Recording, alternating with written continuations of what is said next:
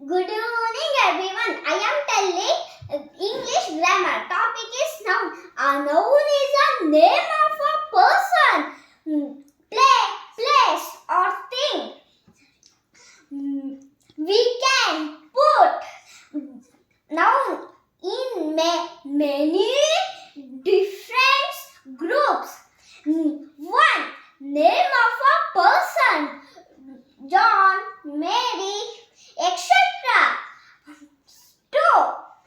Name of a fruits, banana, apple, etc. You like fruit? Which comment box? Name 3. Name of a vegetables, carrot, beetroot, etc. You like whatever, put in box. Name of place, Delhi, Bangalore, Kolkata, Mumbai, etc. Name of birds, hen, crow, peacock, etc.